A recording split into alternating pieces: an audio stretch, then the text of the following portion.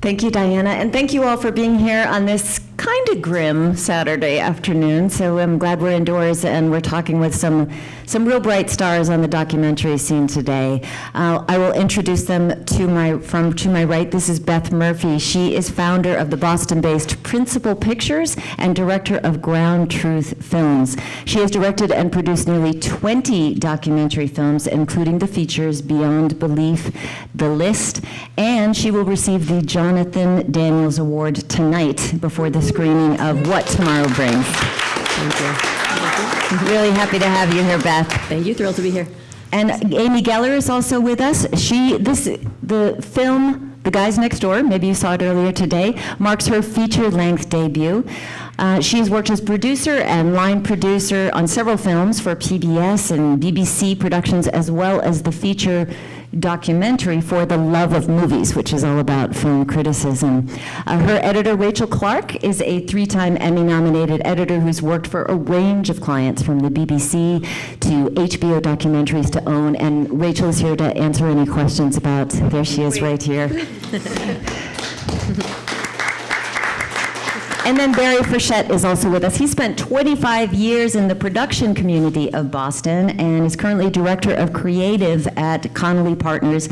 He was pretty much knocked out of his routine by the story of Shigeaki Mori, who spent decades researching what happened to 12 American POWs who died when the A-bomb dropped in Hiroshima. Perhaps you saw the story on the cover of the King Sentinel today about Barry Frechette's film. Really thrilled to have him with us. The name of his film is Paper Lanterns. So of course we know there is so much that goes into making a documentary film. In addition to the passion, a heck of a lot of work. But there's so many worthy subjects in the world, and I wanted to ask you all, one at a time, or if you want to jump in, about that moment of discovery when you thought, I have to make this film. I just thought maybe we should start with Amy. I previously interviewed Amy. She said that she and her colleague thought they were going to make a film about surrogacy, and it turned into something else. So I'm co-director, co-producer. My co-director, Ali Humanek, is not here today, but she says hello from Boston. She's on a different project right now. Originally Ali misunderstood and thought that I wanted to make a topic-driven film about surrogacy. So when I asked her to co-direct the film with me, she said no. But we actually ended up going on our first shoot and sort of falling in love with our characters. And she fell as hard as I fell. And she likes to say, she looked at me and she said, are you ready to jump off a cliff together? Mm-hmm. And I said, of course, I was ready already. And then we did, and it took us on and off 3.5 years of shooting, and then another 1.5 years on and off with Rachel editing the film. And the inspiration was really, a lot of films get made this way. I read an article, this one happened to be in my alumni magazine, about this extraordinary gift that this woman, Rachel, was giving her gay friends. She was offered to have 2 babies in 17 months for them.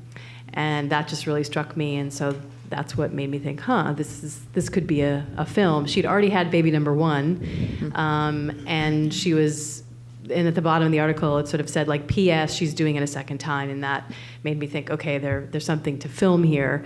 By the time we got to her, she was already 8 months pregnant, so the pregnancy is sort of the end of Act 1, the pregnancy and the birth, and then it follows the baby going to the guys and their experiences and sort of the integrated nature of these 2 families and that kind of stuff. So, who wants to pick up on that, Beth? Or Sure. Well, I had been filming a previous documentary partially in Afghanistan, and it was through that filming that I met Razia Jan, who is featured in this film, What Tomorrow Brings. And when I met her, she actually wasn't thinking of starting a girls' school yet. She had just started, to go back to Afghanistan after spending about 38 years in the United States. And she was, doing different kind of humanitarian missions, I would say, and trying to figure out, what she wanted to do. And we stayed in touch for a few years. And then I learned that she was going to start the first girls' school in this really little village that had never before let their daughters go to school. And I was struck by this on so many levels. I was just so inspired by what she was setting out to do. And I was very, curious what kind of success she might have, because it was a village that, really didn't want their daughters to go to school even when she was proposing the idea. So I thought, well, how is she going to overcome that? And, how is that going to have any longevity? Would she be able to sustain it if in fact she's even able to start it? And I come from a family of educators. Both my parents were teachers, and I have just a real love of learning. If I could be in school right now, I would be. And so I think there were just all those different things. And I was also struck by, this idea that there's this sense that, how crazy are these people? They don't want their daughters to go to school. What's wrong with them? And I looked at my own, family history, and my mom is the first person in her family, male or female, to go to college. And so it's not that, there wasn't opportunity. And in many ways, the situation in Afghanistan, there were cultural reasons for the families not to allow it, but it was also a situation where there hadn't yet been opportunity. And so it was really exciting to think about following, Razia on this mission to bring this opportunity and see where it would lead. And, it's exciting now. The school, this right now is the beginning of the school year in Afghanistan. Schools open back up in March or April, and it's the 10th year. So that's being celebrated. So they opened their doors for the 10th year in a row, and a school that started as a K-4 school has now had 2 high school graduating classes. Amazing. I sincerely hope you all come and see the film tonight. How about you, Barry? Well, there's a similarity between both of your stories. For Amy, with you finding a story in a magazine, for me, I had come across an article.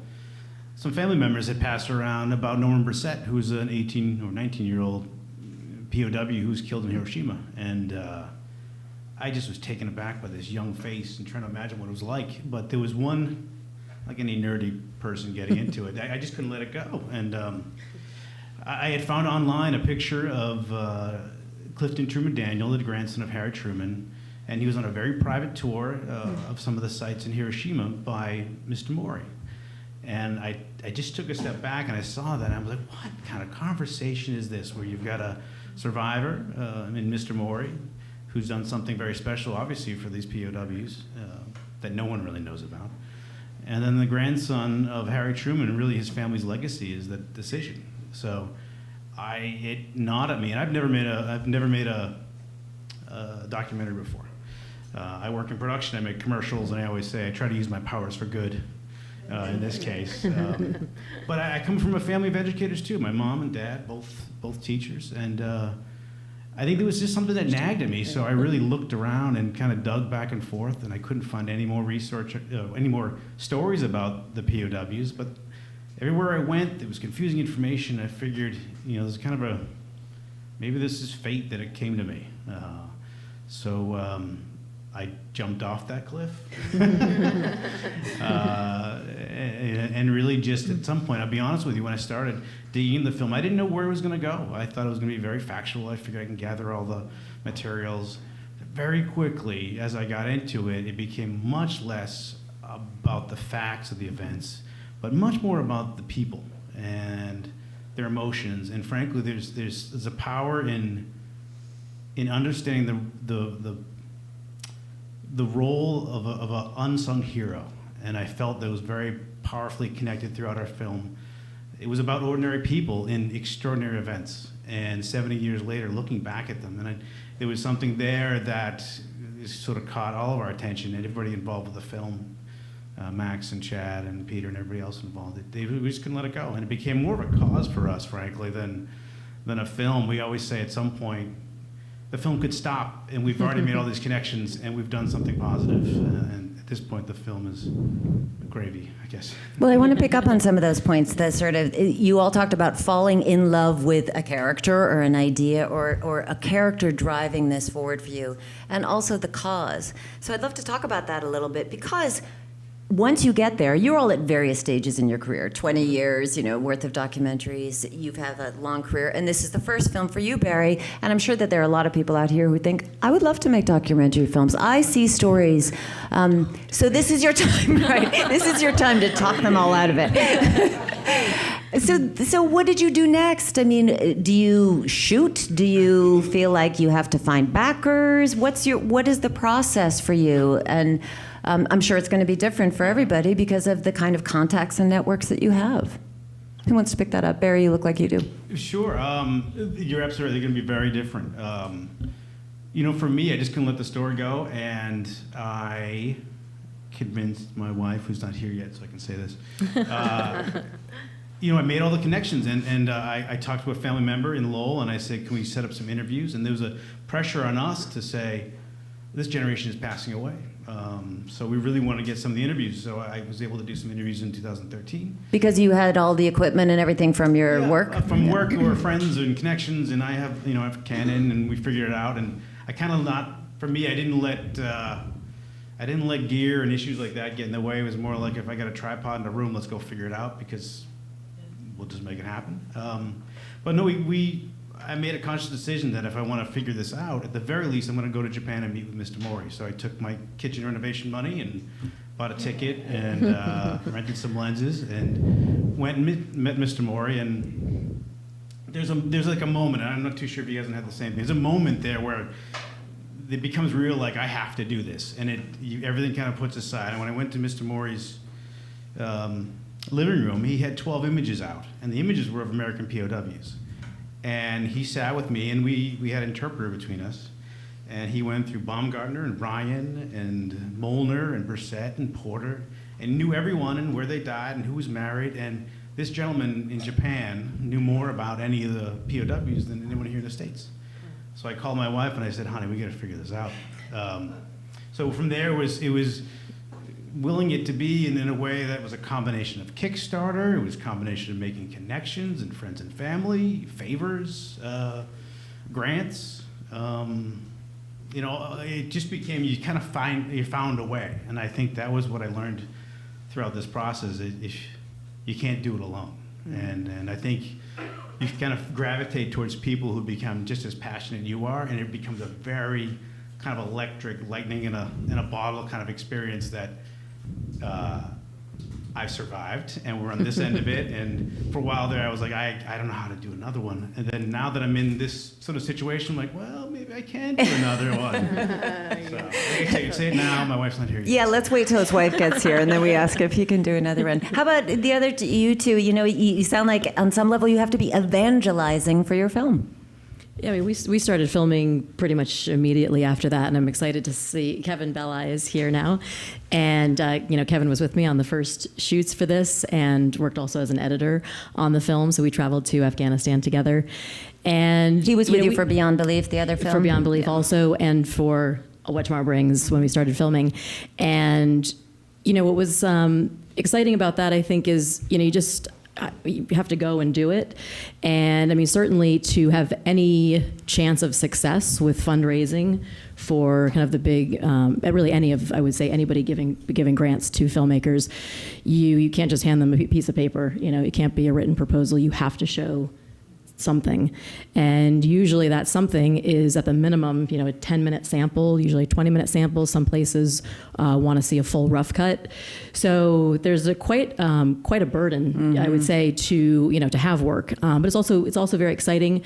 We had done a lot of corporate work, quite frankly, to help to fund, projects like this. And so we were fortunate enough to be in a position to be able to fund initial, trips and, be able to edit.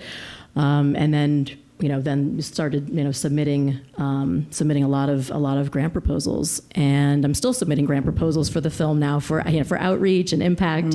So it doesn't really stop. But it is interesting to see what happens when, someone in the industry kind of grabs hold of it and then there's some momentum, I think, for other players to come around, because there are very few places to go for large amounts of funding, and so you're kind of often cobbling together smaller amounts, and so it's nice that I think a lot of everybody knows each other, and so those people and organizations and foundations want to come together to pull together their resources to support something, to try to have it be a success.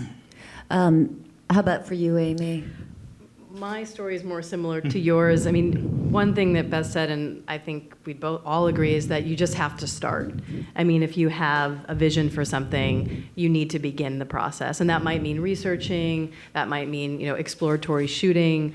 It's very hard to get development money, like you said, to do, unless you have, you're a veteran, or people who can fund your project, give you like $20,000 or $30,000 in development money. You just have to go out there and do it. And Allie had her own camera package, so we had access to the gear, and she's an incredible cinematographer, so we just started shooting. And initially, the conceit was we'll cut together a sizzle reel or a trailer, and we'll go try to raise money. And we did that, but it took a long time. I mean, there was lots of shooting, stopping, fundraising. It's very hard to do both at the same time. The creative work of directing and editing, for me anyway, I don't know if you guys would agree, is just a totally different part of your brain than fundraising and sort of strategic planning, that kind of stuff. So we'd have to stop for 6 months. We ran a Kickstarter. We raised almost $100,000, but it took 3.5 months full-time work for 2.5 people. Mm-hmm. So it was not just like, oh, put it up on Kickstarter and watch the money come flowing in. It was constantly. And we're still doing grants. We just ran a campaign. There was a one-day fundraiser for a bunch of LGBT organizations, and we were part of that.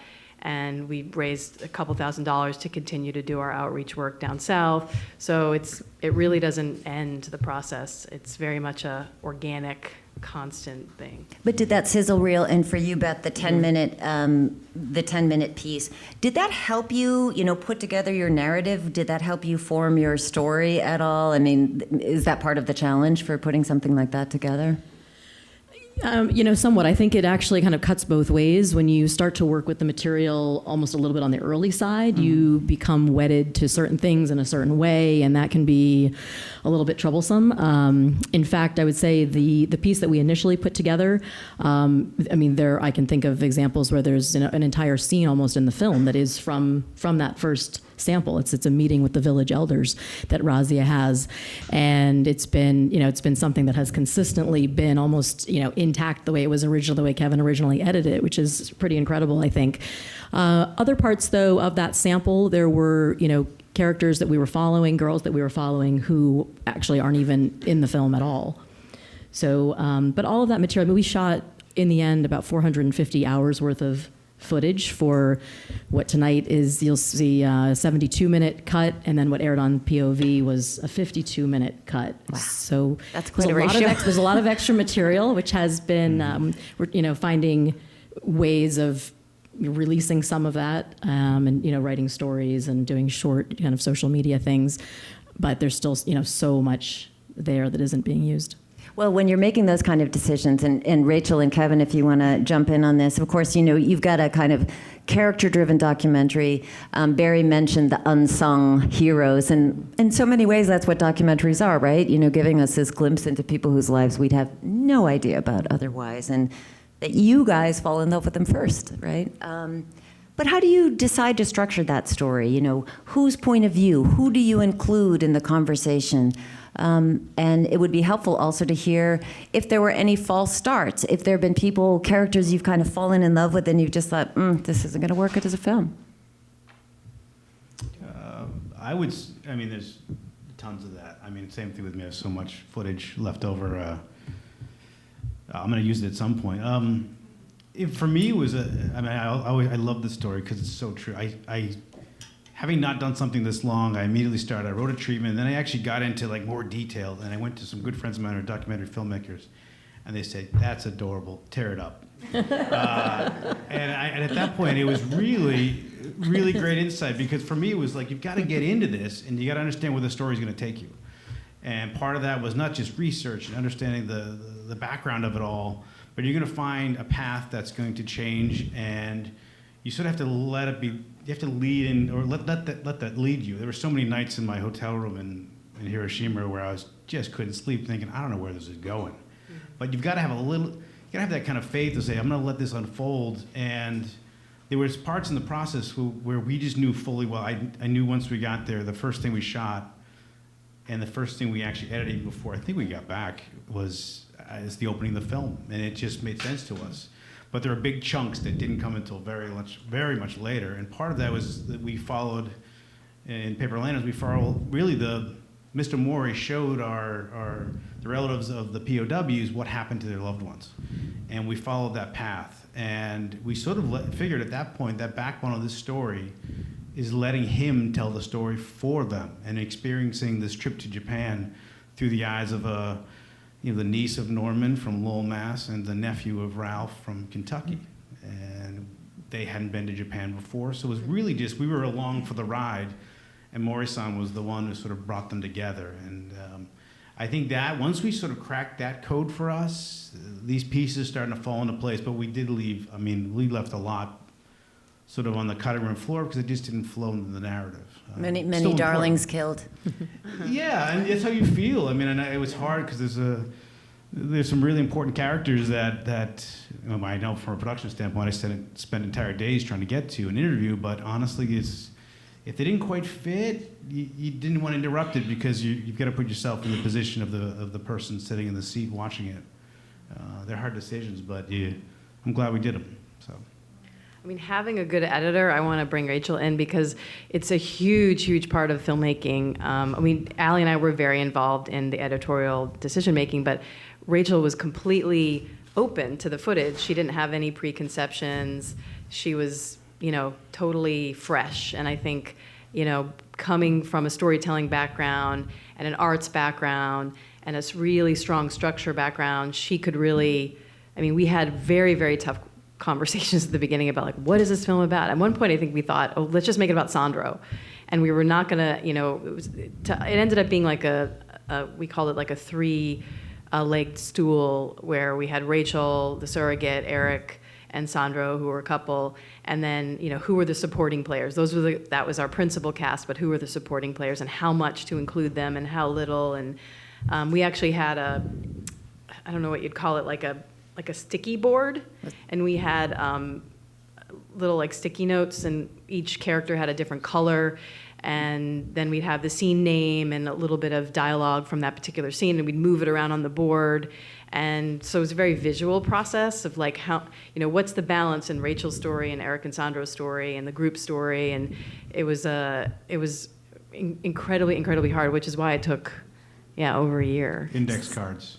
Index we cards, had so many index cards, and we spent more time honestly with that. I'm sure you guys lived through it. Where's the story? Where's this go? Yeah. Well, I like the color code idea. That's kind of very handy because that visual thing kind of works for me. But I'm wondering about when you're making those decisions, which parts of the story goes where. Is it about what emotional impact? What were you looking for there, Rachel? Definitely. Can everybody hear Rachel? Sorry. Definitely an arc. I feel like that's sort of key for any story. So yeah, in terms of emotional, an emotional arc, and also just it's sort of like each scene feels almost like a cog with all these pieces, and you're moving it around so that it fits into the next scene, and then you move that one so that this scene has to, or maybe actually that cog goes over here and a whole other, I don't know, that's what it feels like. How long did you work on it, Rachel, on the editing part? This was on and off a year and a half, not full time, but chunks of time. How about for Kevin and Beth? So the editing process was long, and our real starting point was knowing that we wanted to make a film that was as verite as possible, and that was kind of the first thought, and have it be as really intimate. Yeah, would you just explain verite? Sure. Just so that you have the sense of as much immersion, I think, as possible. So, So you don't have effects, you don't have animation. It's sort of like you're the person, the invisible person with the camera. And you're following the scene kind of as it's unfolding. And so we knew we wanted it to be as verite as we could make it. We wanted it to be just as intimate as possible, both in the school and also in the home. So having a real sense of life in the school and life in the village. And, so what is life really like for these girls fully? And so that was really the starting point. And then from there, it was really a matter of, deciding which characters were going to be the key characters, and then figuring out within their stories, what to tell, because we filmed so much more with them than we could possibly include in the film. And then combined with that was really, the need to provide this greater context for the story of Afghanistan and what is it like for girls in Afghanistan, particularly for girls' education. What are the bigger, in the home they're facing things like, child marriage and, these forced engagements. Violence, domestic violence. They're also, though, there's this much greater thing happening in the country where there's this really, I would say, overlay of fear, because, girls' education is still very much under attack, and it is a risk to go to school. And although you don't have, kind of a palpable sense of that every moment of every day, it's there. And so to be able to provide that context was really important for the film also. And that was ultimately done through radio news reports. The teachers going to and from the school ride in a van. And so we had the opportunity to, provide news reports that gave you a sense of, what's happening. And so that became an important also, I think, vehicle for telling the story. That was a really great device. Yeah. Kevin, did you want to add anything about, characters? Were you both clear on which character you wanted to? It's so funny. People from behind the camera, they never want to talk. Except sometimes. Yeah. Well, because I split, I worked on it in the beginning, then Mary Lamson took over, and I came in a little bit later on again, but I think the original edit was very observational, very verite, and then, but it just wasn't, exactly what Beth was envisioning completely.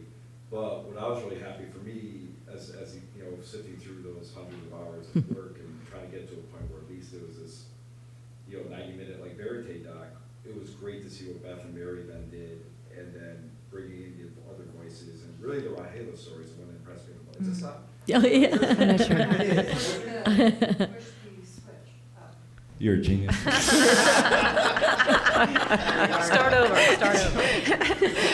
So what was impressive for me was I had a real struggle with the Rahela story. I could not figure out how that was going to be like this. So this is one of the two main girl characters they follow. Right, because there's so many arcs within the larger arc of a film. And so it was really impressive for me at the end to see how the Rahela story really came together, because that really worked. But in the beginning, it's just like all of you experience. You're just throwing stuff against the wall and just seeing what happens, and it's putting scenes together, showing Beth, what do you think? Yeah. Always nice to being like, oh, that's great. All right, but let's do something else. That's actually one of the more exciting parts for me, is just taking all that raw footage and just scene by scene, starting to see it start to form and start to come together, and how you go from there. Yeah. So, There's something really terrifying about that moment right before the edit starts. I don't know if you guys feel that, but I always get this sense of, even with 450 hours, like, I don't have enough. If only we had X, then we'd have everything we need. Life would be perfect.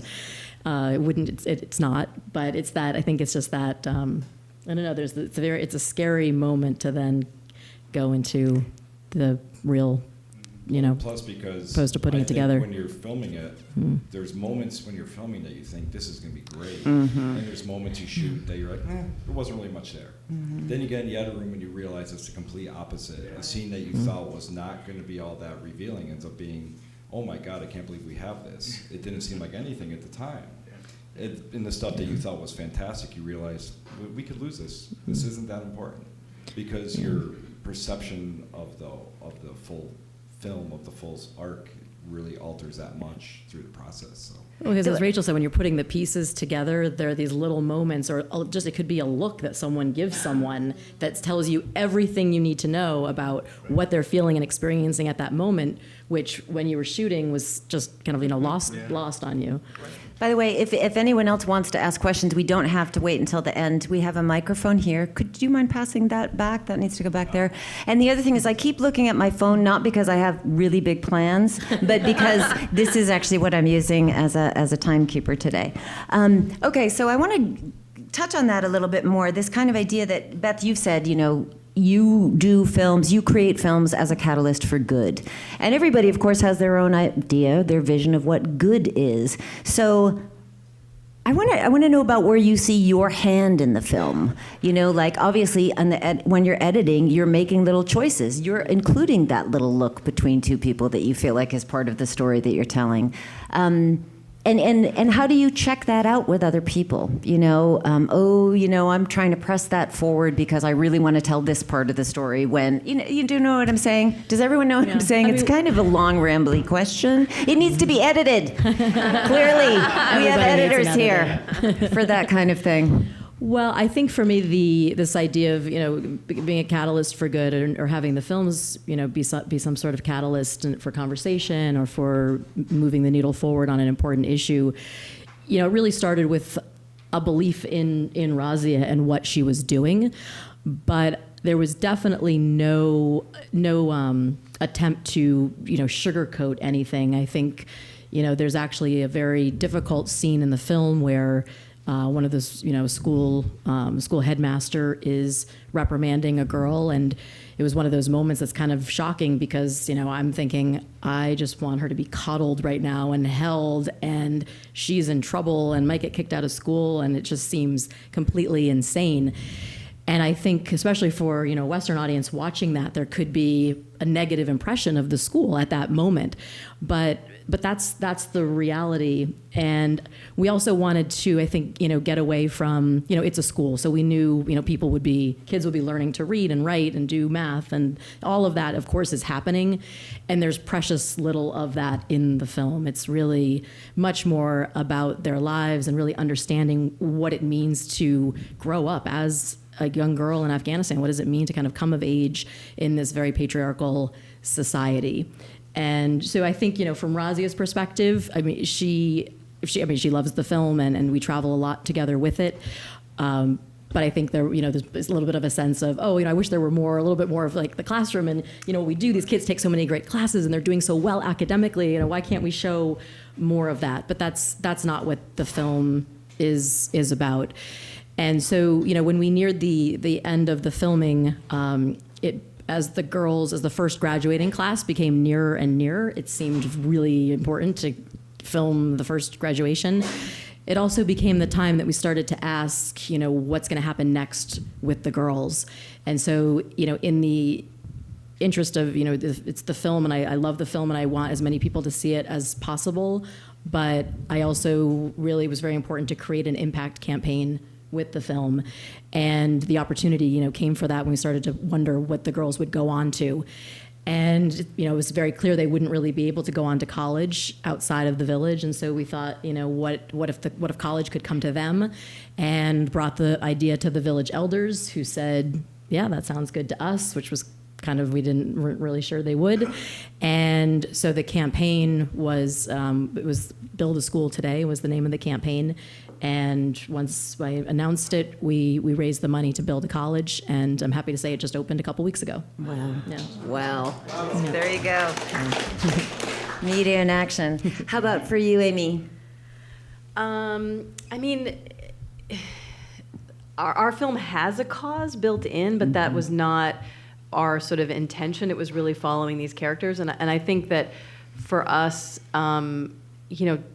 being true to them was the most important thing. So there's lots of, in the editing room, you can literally make people say things that they did not say. You can really manipulate.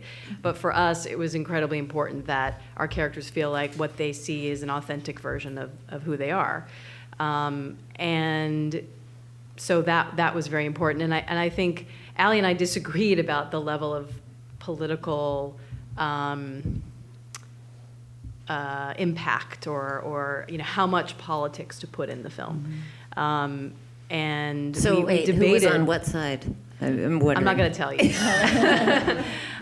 But I think that, for good and for bad, I mean, part of the argument for was that the less politicized, perhaps the farther the film could go. It's more of a human story, and it's not just a gay rights film, and maybe it'll, therefore attract a wider audience, people who wouldn't necessarily go to a gay rights film. But then on the other side, gay rights, there were things happening in their lives that were really unfolding and that impacted them.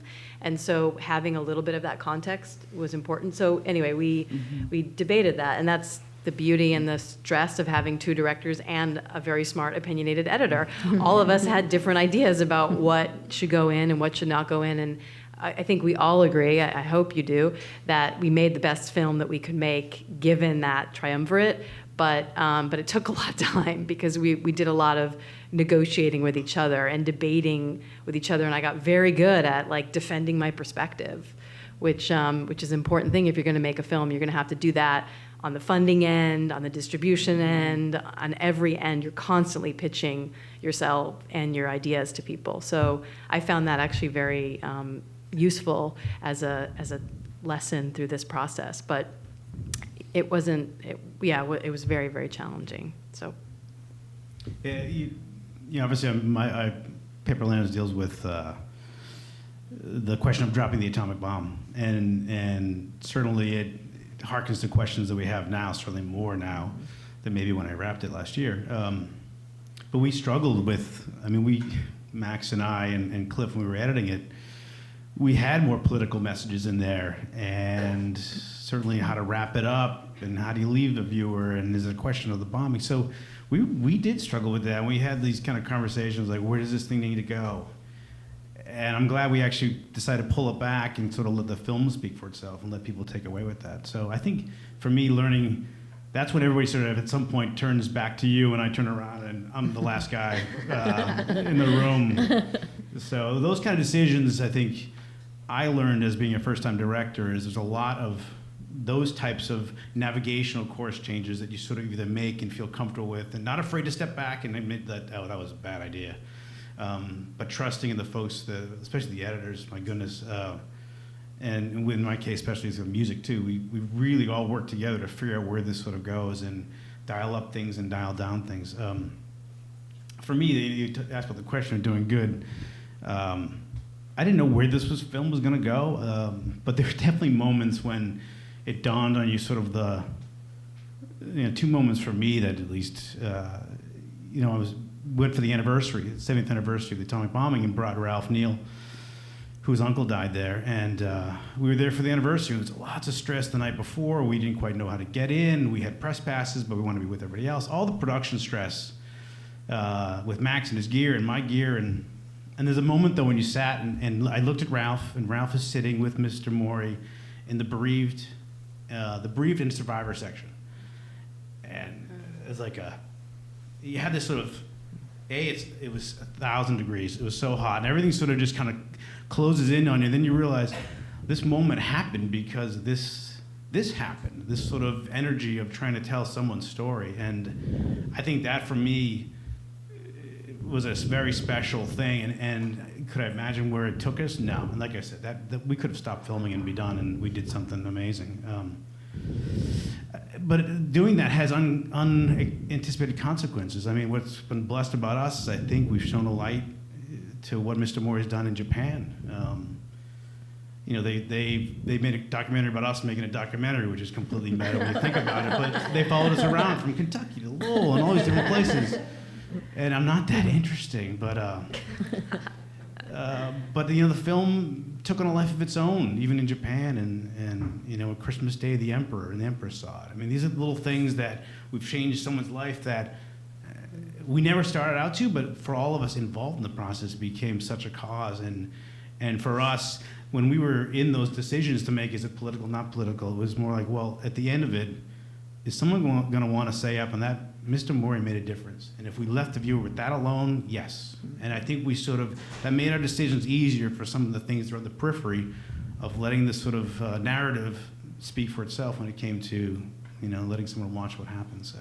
Oh, it's an incredibly moving scene. Amy, That's did you been, I mean, like, you don't always know how you're going to impact people. I mean, your film, you probably had some idea because you had made a film about a similar topic, and, but we didn't always know. And what the most amazing thing like, every time it touches you, when you show it to audiences, people come up after and talk about their own experiences, like, you just make this thing that you have a perspective about, and then you show it to people, and they funnel it through their life experience, and then they share that experience with you, and you could never anticipate.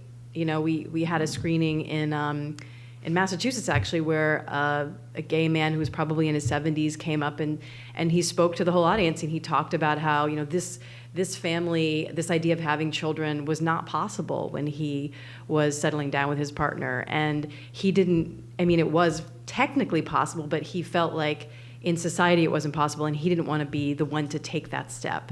And so, seeing this film and watching this family just blew his mind. And that's the wonderful thing about when you put art out into the world, you get these responses that you don't always know. And it's not always intended to be political, but there is an aspect to it that is. So that's been great. Thank you, Amy. I'm sorry to interrupt. Did we have a question in the back? Yeah, I do have a question. Actually, kind of addressed it a little, talking about the field experience, and you just explained your field experience in Afghanistan. You are tiptoeing in the graveyard, and that's got to be, really, I mean, you have to be conscious of the fact that that's what you're doing. You're walking around people's graves. And you are walking right in the middle of someone's kitchen. So they're very different field experiences. You're coming into the 16th century and trying to drag people someplace. And also the danger for you. That's another aspect that is quite scary. But can you speak a little bit more about the field experience of tiptoeing in the graveyard, walking into the kitchen? So in terms of you're looking at other people. These are very intimate. I mean, have their arguments. There's this beautiful little bit that I'm remembering where we're kind of hearing both of them listening to the baby monitor, sort of circulating something that is such a kind of common experience, but it's also really distressing. Mm-hmm. So talk about that, being in someone's home. Yeah, I mean, we lived with our subjects while we were shooting, and they really trusted us, and that's a huge part of documentary filmmaking, is that trust. No matter what field you're in, you have to develop that kind of relationship where they trust you. And I take that, I'm sure we all do, extraordinarily seriously. So, I think that you want to protect the integrity of the subjects, but you also are telling a story, and so you need to figure out, okay, how do we show the ups and downs, the ins and outs, the emotional journey, in our case, that people go on, that other people who are not in this family are going to be able to relate to. And sometimes that means, potentially taking something that one of your subjects on the surface may not want to air and putting it forward. But in the context of a larger film and with, developing a full character, it works. But if you were to tell the character at the time, it's going to be about this. I mean, I remember when we first showed the film, an early cut, or sort of a semi-early cut to our cast, and just being extraordinarily anxious about, what are they going to say? What's their response going to be? Are they going to like it? Are they going to want us to change things? And what do we do about that? And for the most part, they liked it, but there were some things that they didn't like, and so we really had to talk through that stuff with them. So they're not just people that you're following, they're collaborators in a sense, and they're sharing their story with you. And for us, that was not a small thing. That was a very, very, very serious commitment that they were making towards us. So yeah, I don't know if you guys want to say. Beth, I'm curious about that for you too, because there are parts in your film where people do disclose things to you that they may not necessarily want other people to hear, but there you are filming them. Yes, and I think it's like a kitchen scene, as a matter of fact, that is probably the best example of that, in which one of the teachers from the school is talking with one of the mothers, with Rahila's mother, in the kitchen, and they're having just a very private conversation That women would have. Yeah, and I think what was interesting about that scene and that filming experience in the field is that. It was the home of one of the village elders. He's actually he's the mullock in the village. She's the mayor of the village, and he had just gotten married to a much younger woman, actually a girl who was younger than his daughter, who is featured in the film. And I think we have the sense of, how could he do that? That's horrible. He's doing something wrong. He must be so embarrassed and ashamed. But in fact, he was very proud to have us there and to show us around. And so I think we had already built the trust and had been filming for many years at that point. I think they're kind of surprised, like when I'm not there every few months or 6 months. Like, it's like, where'd Beth go? Yeah. So just kind of an expectation that we'll be there with the camera at this point. And so because of that, because so much time had passed at that point. I mean, really years of filming had made that scene possible. Mm-hmm. Barry, anything for you? I mean, Mr. Morey gets really emotional sometimes, and I think he really struggles with that. Oh, he does. I mean, and kitchen scenes. Our film starts in the kitchen. Okay, if you take away anything today, shoot in the kitchen. It always does. Well, and there was a reason for that. It's the heart of the home. Yeah. And we start with young kids in a kite, and they're flying it in a village in Japan, and yet you hear the tea kettle, and you realize you're in a different place, but these people are ordinary people, and you start this journey of what Mr. Morey has done. It was. I mean, you mentioned literally in graveyards. I think for me, being there with an American family member each time we went was important, because I think we were along with them. And there's such a care that Mr. Morey had put into understanding what happened to their loved ones and the research, but not just for them, for everyone, really. Listen, I'm gonna be honest with you. When I first went there, I had this feeling in the back of my head, I'm an American, and here I am in the Peace Park. And there aren't many monuments for American POWs. There's just one, and Mr. Morey did it. So there's a bit of a weight that you carry around with you, and honestly, I shed it probably less than a day into it, because I think there was such an opening for people there in Hiroshima especially, that when they found out what you were doing and why you were doing it, they're not looking for any kind of apology. And that was really important for me, because I didn't know that going into it. But they were looking for recognition of what happened.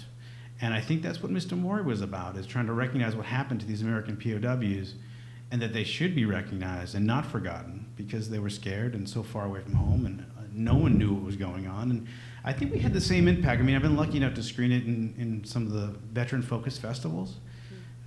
And I think for me, there's always really some of the most moving conversations I've had after is with Vietnam vets, who talk about recognizing what happened, and knowing after all these years later, there's reconciliation that can still happen. And I think it's looking backwards and recognize it. I think it was very delicate, and we really worked hard to be in touch with the family members, and there were things that Mr. Morey brought forward that really helped for them add some closure. I mean, we had pictures of Norman and Ralph's gravesite. We had witnesses who saw them before they died.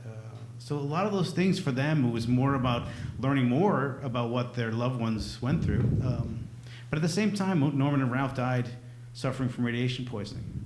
So they, in a way, really suffered much like the Japanese. And there's only 12 families here in the States that can say they've lost a loved one to an atomic weapon. So it was sort of looking through that lens that helped us really stay true to recognizing everyone as a victim.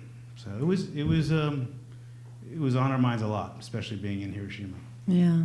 I'd love to get to a little bit. You've all opened up a couple of things about audiences.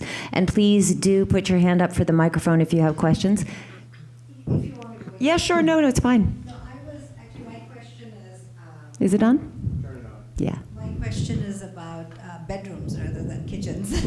I was very curious how you shot those scenes. I mean, what do you do? Do you always have a camera there? Do you decide today I'm going to we're going to do this, or because that the bed breaking and all that, I mean, those are just probably just happened. So I was just curious about how you shoot those scenes. Yeah, so in addition to kitchens, because we were living with them, we were in their bedroom. Our film opens with a scene where one of the dads goes and picks up their daughter. It's first thing in the morning, and then brings her into the bed with the other dad, and they're kind of cuddling together in the bed. And then there's also another sequence where Sandra and Eric get into bed at night, and the bed breaks, and then he tries to fix it, and it breaks again.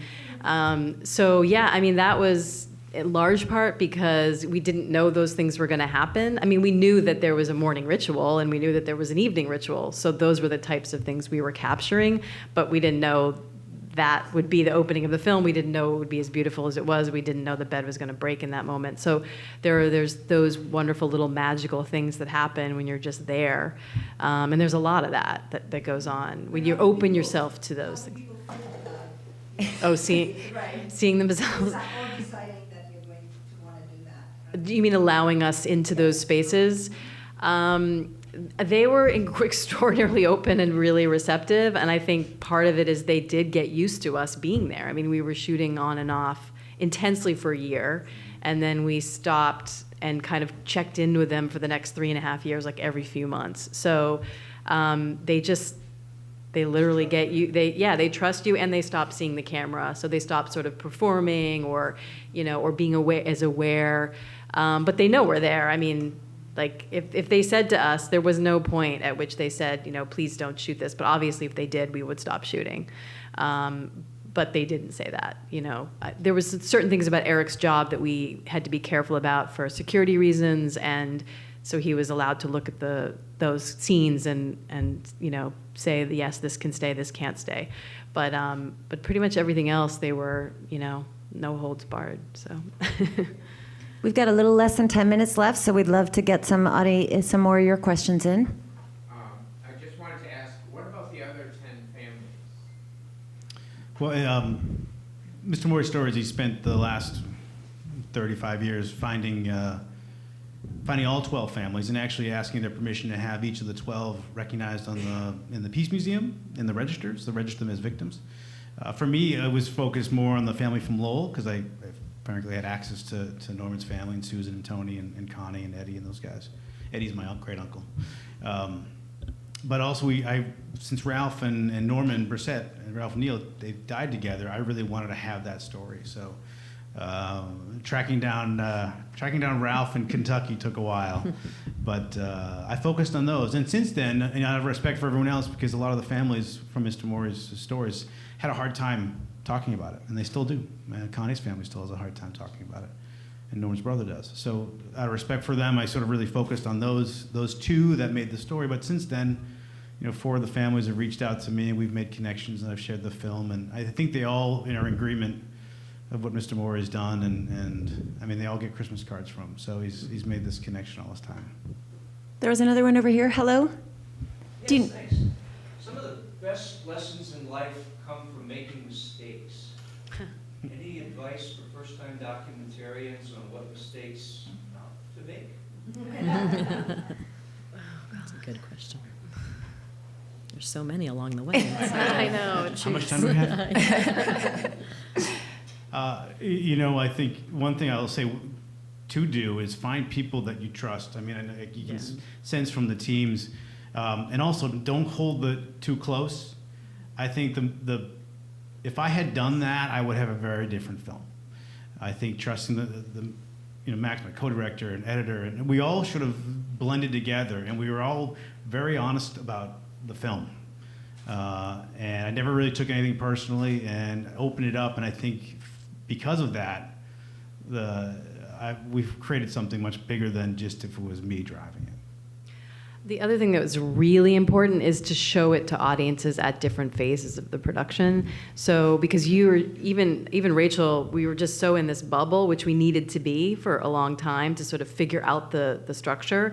But then we needed to see if the things that we knew that were in our head actually made sense to an audience. And so we had many different screenings, some very small and some slightly larger. Don't do it too large. I've had like 75 people, and I ended up getting a migraine because it's just, you get so much feedback and it's sort of overwhelming. So definitely 5 or 6 people is a good number. But yeah, you do get in your head as a filmmaker, and you think things are on the screen that aren't there. So you do really need to listen to your audiences and get that kind of feedback. I think that's true for the whole process of filmmaking, from grant writing to, to outreach, to all that kind of stuff. But definitely, the editing process is very much a listen to your audience, for sure. I think there's a lot of pressure to act quickly. So, for example, there's a grant deadline coming up, and it becomes the most important thing in the world to make that grant deadline, to jump through 10,000 hoops, to have the sample ready before it's really ready. And I think that's also true when it comes to submitting to film festivals. I think definitely with What Tomorrow Brings, we started submitting to festivals too early, a little bit before the film was done. So we weren't putting our best foot forward. And I can say it's something that I will absolutely never do again. And so if you can festivals avoid only that look the first- once. Right. Yeah. Tell me where the audience or others can see your film now, or how they can see your Well, film I now. have DVDs here, so you're welcome to buy them. They're $20, but we also sell them online on our website, which is theguysnextdoorthemovie.com. And we're still screening around the country. We have a screening actually tomorrow in Wellfleet, Massachusetts, and we're screening at LGBT festivals and, interestingly enough, Jewish film festivals as well. So, and we're working on a potential television broadcast. So, Well, how about you, Barry? We're still in festivals. We have 6 more, I think, in the next couple months. We're looking for distribution now. It's something, I say this all the time, to get the film made was goal number 1.